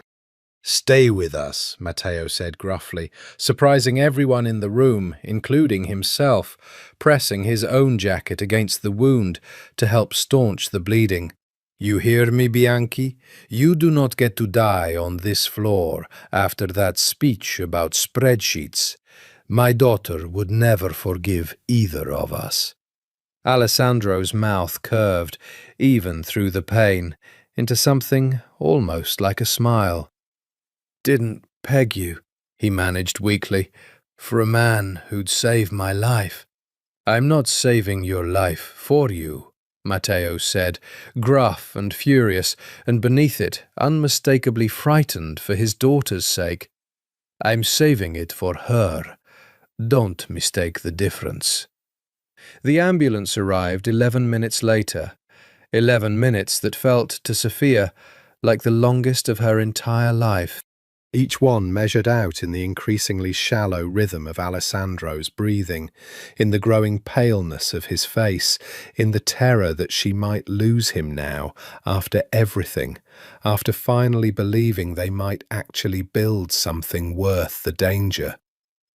She rode with him in the ambulance, refusing to be separated despite the paramedics' protests, holding his hand through the entire frantic ride to the hospital while he drifted in and out of consciousness, murmuring her name, murmuring apologies for a plan that had nearly gotten him killed. "Don't you dare apologize," she said fiercely, gripping his hand as the ambulance doors flew open and he was rushed into the emergency room, the paramedics finally, forcibly, separating them at the doors to surgery. "Don't you dare leave me to raise this baby alone after everything you promised me." The waiting room of the hospital that night held an unprecedented sight. Matteo Moretti and Salvatore Bianchi, seated in adjacent chairs, neither man speaking, both watching the doors of the operating room with the same desperate, helpless attention, united for the first time in over a decade by something neither of their wars had ever managed to accomplish: genuine shared fear for the same life. Sophia sat between them, one hand resting protectively over her stomach, the other twisting a tissue to shreds in her lap, and prayed to a God she wasn't entirely sure she still believed in, that the man she loved would walk out of those doors alive. The surgery lasted 4 hours, and when the doctor finally emerged, his expression carefully neutral in the way of a man trained not to give away good news or bad news before he'd fully delivered it, Sophia felt her entire body go rigid with dread. "He's stable," the doctor said, and the words seemed to physically knock the air out of the room, out of Sophia's lungs, out of the collective held breath of two rival patriarchs who had spent the last 4 hours sitting 3 feet apart in a silence neither had known how to break. The bullet fragmented on impact with the support beam before it hit him, which actually worked in his favour, reduced the velocity, kept it from doing the kind of damage a direct hit would have caused. "We removed the fragments, repaired the damage to his lower intercostal muscle, and he lost a significant amount of blood, but barring complications, he should make a full recovery." Sophia's knees nearly buckled with relief, and it was, absurdly, Salvatore Bianchi's hand that caught her elbow to steady her, the old man's face carrying an expression she had never expected to see directed at her, something almost gentle, almost grandfatherly, entirely at odds with everything she'd been raised to believe about the Bianchi patriarch. "He'll want to see you first," Salvatore said quietly, once the doctor had gone to arrange her visit, "when he wakes." "You're not angry?" Sophia said, studying the old man's face with genuine confusion. "About tonight? About all of it?" Salvatore was quiet for a long moment, his eyes drifting toward the doors of the recovery room where his son lay, alive against considerable odds. "I watched my son take a bullet meant for no one in particular tonight. In the warehouse he chose specifically to force 2 old fools like myself and your father to finally stop killing each other over a grudge I can barely even remember the original cause of anymore," he said finally. "I have spent 30 years believing that strength meant never bending, never negotiating, never showing an enemy anything but a closed fist. My son just showed me, at the cost of nearly his own life, that strength might actually look like something else entirely." He looked at Sophia directly, something almost like respect in his weathered face. "I don't know what I believe anymore, Sophia Moretti, but I know I don't want to bury my son over a war that nearly cost him his life tonight for nothing more than my own stubbornness." Across the waiting room, Matteo Moretti sat with his head in his hands, and when Sophia approached him, uncertain what she would find, she discovered her father weeping, silently, the way she had only seen him cry once before at her mother's funeral, a grief he had never once allowed himself to show in the years since. "Papa," she said softly, sitting beside him. "I almost lost you," he said, his voice raw and broken in a way she had never heard from him. "Tonight, in that warehouse. I thought, for one terrible moment, that bullet had found you instead of him. And I understood, all at once, exactly what I've been risking with all of this. My pride, my grudges, my refusal to let go of a war that has already cost me your mother's peace of mind for the entirety of our marriage, has already cost this family more than I've ever admitted to myself." He turned to look at her, his eyes red-rimmed and exhausted. "I don't know how to let go of 30 years of hatred overnight, Sophia.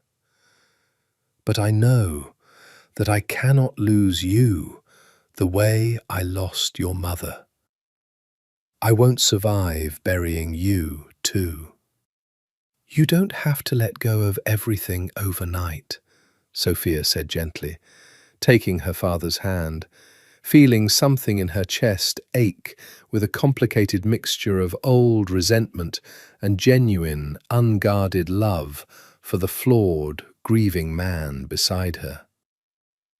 "You just have to choose, every day, to try. That's all any of this requires, Papa. A choice, made new each morning, to want peace more than you want to be right."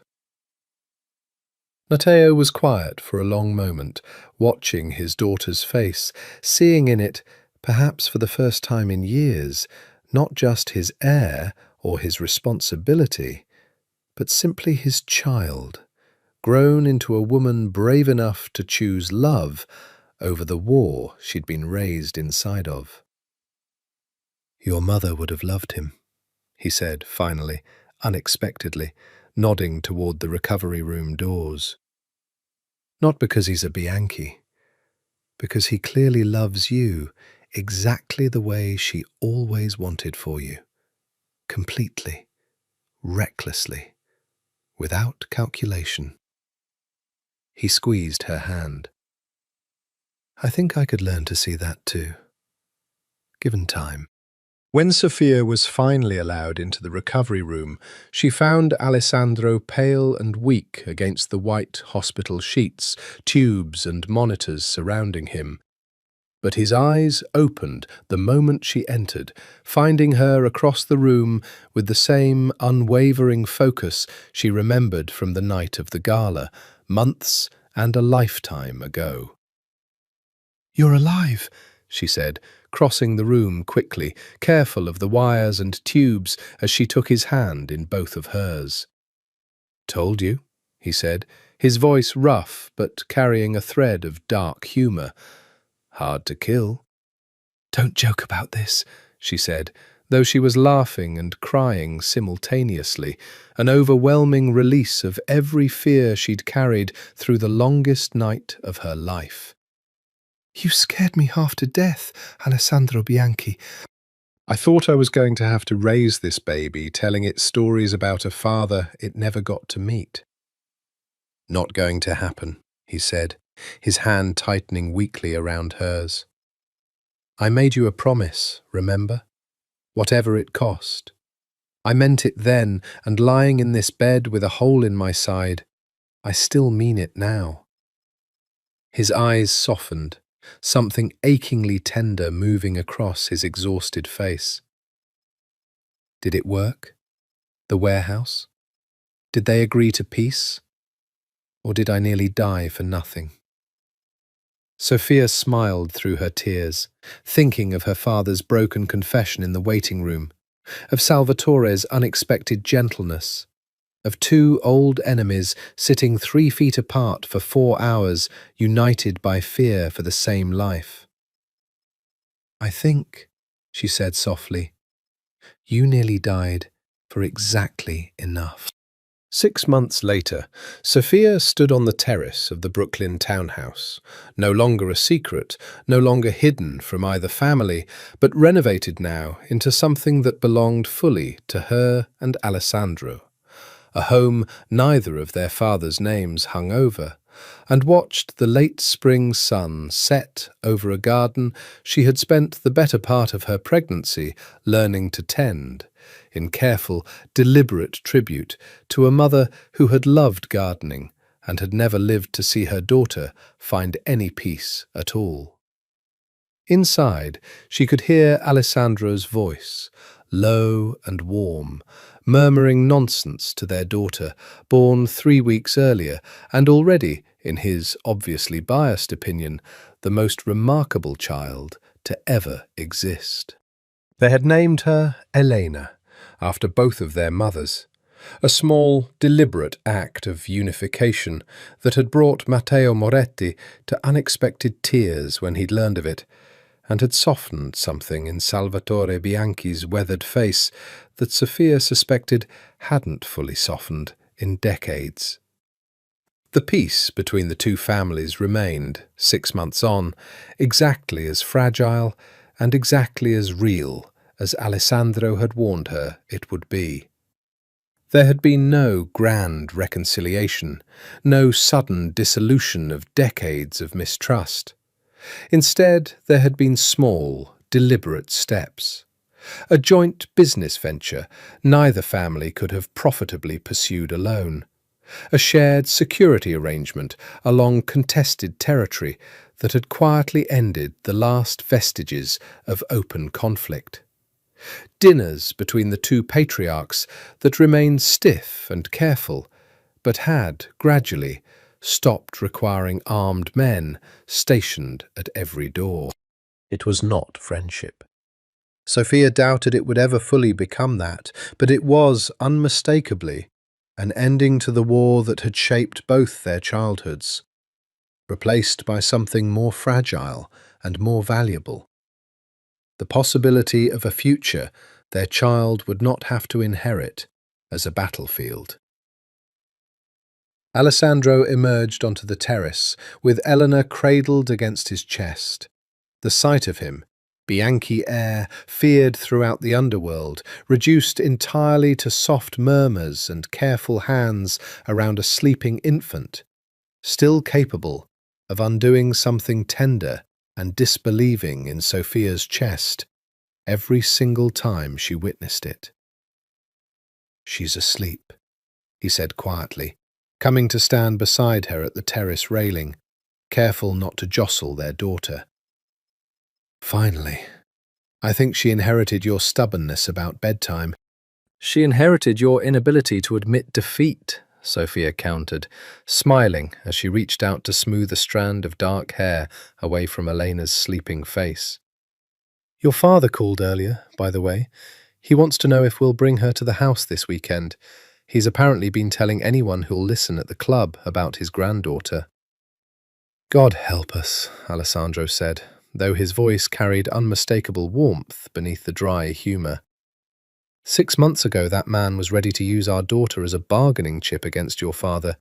Now he's bragging about her to men who used to be terrified of him. "People change," Sophia said softly, "when something finally gives them a reason to want something more than winning."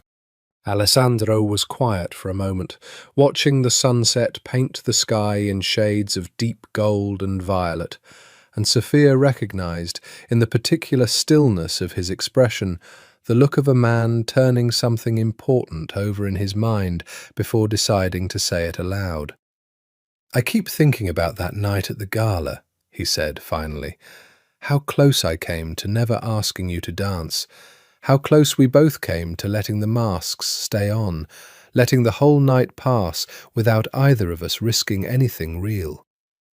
He turned to look at her, and in his eyes she saw the same storm-coloured intensity she'd fallen for on that terrace all those months ago, though it had gentled now into something steadier, something that had weathered enough together to trust itself completely. "I don't believe in fate, Sophia. I was raised by a man who believes only in leverage and calculated risk. But I think, somehow, some part of me knew that night that I wasn't going to be able to walk away from you, even before I understood why. You almost did, she reminded him gently. You left before I woke up. I panicked, he admitted, with the ghost of a rueful smile. I'd just spent an entire night falling for a woman I'd convinced myself I could never actually have. It seemed easier, at the time, to disappear than to face what that meant. His arm came around her shoulders, drawing her closer against his side, their daughter sleeping peacefully between them. I've spent every day since grateful you were braver than I was, that you came to find me instead of letting the mystery stay buried. Sophia leaned into him, resting her head against his shoulder, watching the last of the sunset fade into the soft blue of early evening over a city that had once felt, to both of them, like a battlefield they'd been born onto without ever being asked. It didn't feel that way anymore. It felt, standing here with the man she loved and the daughter they'd made together, like the beginning of something neither family's history had ever managed to offer either of them. A chance to choose, deliberately and completely, who they wanted to become, instead of simply inheriting who they'd been told to be. I love you, she said quietly, the words still capable, after everything, of feeling like a small miracle every time she said them aloud. Not the Bianchi heir, not the man my father warned me about. Just you. The one who cooks in his dead mother's kitchen and reads pregnancy books in secret and cried the first time he held our daughter, even though he'll deny it if you ever bring it up in front of Enzo. I love you too, Alessandro said, pressing a kiss to her temple, his voice rough, with an emotion he no longer bothered trying to hide from her. Enemy's daughter. Braver than any man I've ever known. Mother of the only thing in this world I've ever wanted more than power. Below them, the city lights began to flicker on one by one, and somewhere far to the north, in two grand houses that had spent 2 generations at war, 2 old men sat in their separate studies, each thinking, in his own way, of a granddaughter who had done what neither bullets nor treaties nor 30 years of grief had ever managed to accomplish. She had ended a war simply by being born into a love neither family had believed was possible.